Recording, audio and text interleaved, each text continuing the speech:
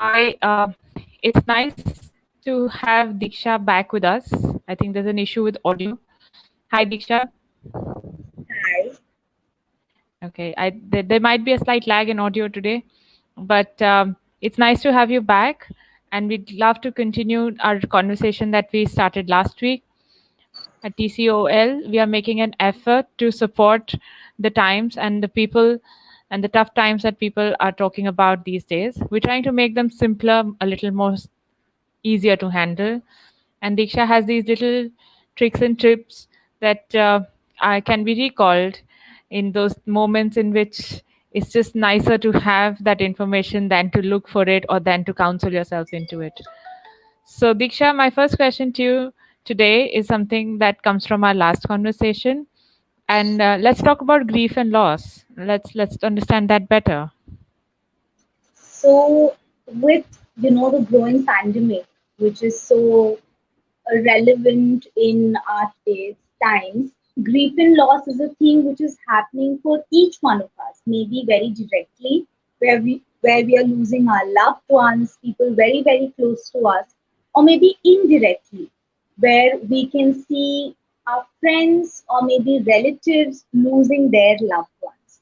So, grief is something that we have to deal with now in these times. So, today basically, like we thought, why not talk about it a little bit more about what are the stages of grief, how can we lead towards acceptance of grief and loss. And grief and loss go hand in hand. Grief tells you it's an emotion which basically tells you that you have lost something and there's that void inside of you which needs healing.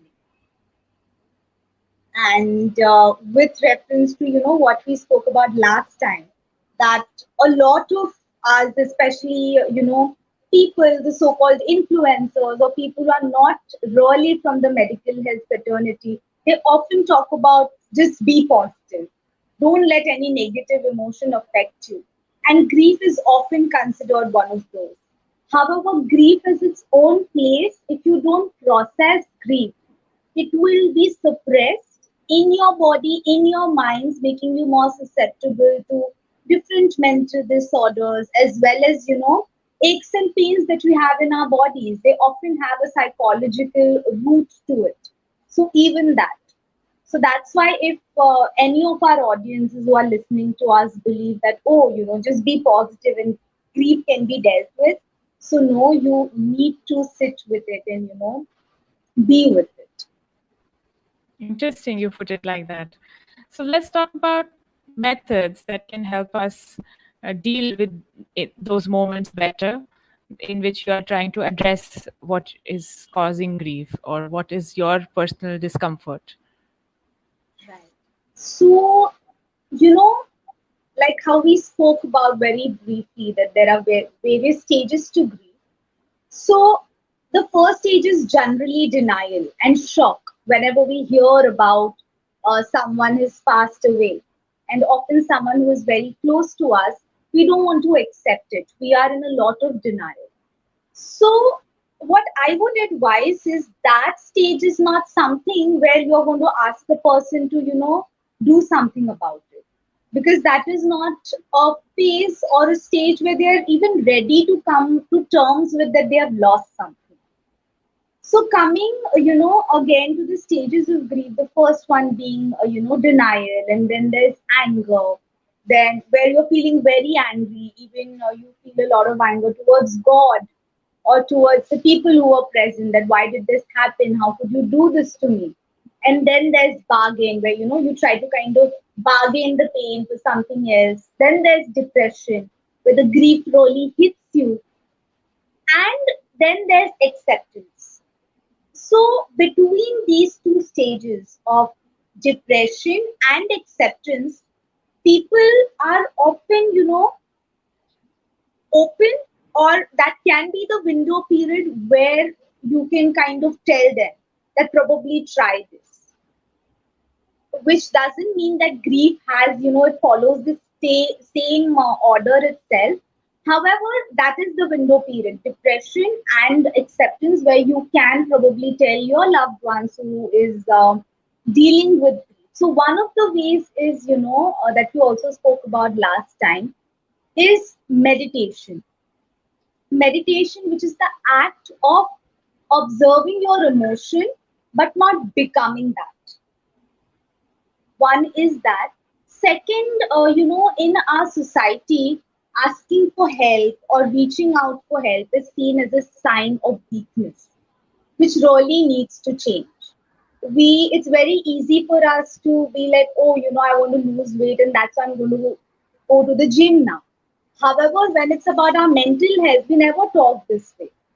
Or even if we want to go, someone else might come to us, especially in India, and tell us, "Ki, oh, tu pagal hai kya? Why do you need to go and seek therapy?" So therapy can be one of the best ways to deal with grief. If grief is becoming too much for you. So second, I would definitely talk about this. Third, like we'll be having a TCOL support groups which are basically, a facilitator leads that group, and there are a number of people who are going through similar circumstances like yours. So you can have support groups for holding people, for holding space for people in their grief. Like at TCOL, we have support groups for holding people who are affected by the psychological impact of COVID. So three things to summarize is probably meditation. Second is going to a therapist. Third is trying support groups, and of course seeking help in the form of your friends or family. So, if I was to ask you a more relevant question, who should be the first port of call? Who should be the first person you should try and reach out to without getting into the complications of therapy and all the formality around mental health and support Right. groups? Who should be your first port of call? Okay. So what I would suggest for this is that probably because with therapy, you really need to know if the therapist is qualified, especially in India, where mental health is not regulated at all. These days, you have people who do weekend courses and they call themselves therapists, and we don't even know if they have the necessary skills to really listen to you. So first and foremost thing that I would say is. Go to someone that you really trust who has been through therapy, and you know that the therapist that they are with is someone who can be trusted.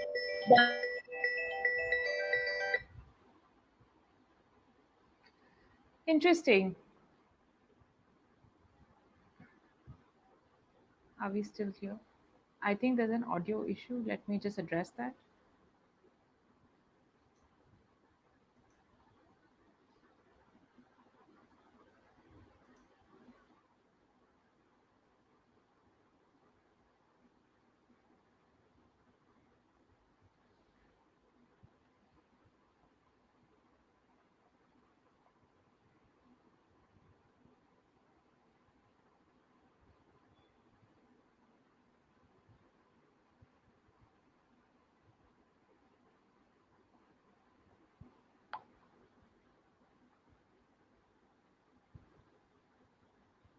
It seems that we have an audio or a technical issue that we are dealing with. I'll close the broadcast for now, but we'll try to bring Diksha back again for a conversation that's longer and more deeper, where we talk more about therapy, we talk more about meditation, and she had an interesting bit that she wanted to talk about called grounding. So let's visit that one more time and let's take this conversation for another day.